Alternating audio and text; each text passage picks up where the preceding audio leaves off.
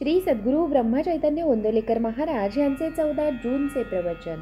भगवंत जोडणे हाच एक धर्म. भगवंत जोडत असेल तर अधर्मही करावा. भगवंत जोडणे हाच एक धर्म. अभिमानाने कोणतेही कृत्य केले तर ते नाही भगवंताला पोहोचत. दानधर्म केला, धर्मशाळा बांधल्या, हे सर्व नाव होण्याकरिता जर केले तर त्याचा तुमच्या कल्याणाला काय उपयोग झाला? भगवंत जवळ न येता त्यामुळे अभिमान मात्र वाढतो. बाभळीची झाडे लावली तर त्यांना आंबे कसे येतील? मीपणाने केलेले काम नाही उपयोगी पडत. शरण बुद्धीने केलेले काम हाच खरा धर्म. मी भगवंताच्या हातचे बाहुले आहे असे समजावे. राम करता असे म्हणावे, म्हणजे देवाजवळ शरण बुद्धी धरावी. भगवंताची निष्ठा कोणत्याही वयात आणि कोणत्याही अवस्थेत वाढवता येते. ही निष्ठा कधी कुणाला हार जाणार नाही किंवा कधी कुणापुढे मान लवविणार नाही.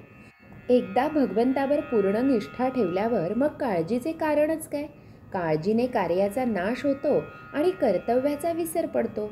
भगवंतावर श्रद्धा ठेवून प्रयत्न करावा आणि जे फळ मिळेल त्यात समाधान मानावे. व्यवहारात सौख्य कर्तव्याने मिळते, तसे परमार्थात सौख्य निष्ठेने मिळते. परमार्थ करणाऱ्या माणसाने कोणाचेही अंतःकरण दुखवू नये. परमार्थ हा लबाड आणि भोंदू माणसाचा नाही, तसा तो बावळ्या माणसाचाही नाही. व्यवहारात कुणाला फसवू नये आणि कशाला भुलू नये. आपले डावपेच किंवा लबाडी लोकांना फसवण्यासाठी नसावी. लोकांकडून न फसण्या इतकेच आपण व्यवहारी असावे. आपल्या हातामध्ये जितका पैसा असेल त्या मानानेच देवघेव करावी. व्यवहाराच्या दृष्टीने देणे न राहील असे वागावे. कोणत्याही परिस्थितीत मी राहीन असे जो म्हणेल त्याला कधीच अडचण पडत नाही. आपण श्रीमंतांचा द्वेष करू नये आणि गरिबांना कमी लेखू नये. अशी वृत्ती बनायला भगवंताची निष्ठा पाहिजे. प्रत्येकाला खायला प्यायला भरपूर मिळाले पाहिजे. ही संपत्तीची समान वाटणी होय. मोबदला न देता आपण पैसा घेतला तर तो ज्याचा घेतला त्याची वासना त्याला चिकटून बरोबर येते. काय गंमत आहे बघा. इतर बाबतीत मनुष्य वचन पाळण्याची पराकाष्ठा करतो, पण तो पैशाचे वचन देतो सहज आणि ते मोडतोही सहज. तेवढेच वचन पाळण्यात तो कुचराई करतो. पैसा नसून अडते आणि तो असून नडते. अशी आपली परिस्थिती आहे.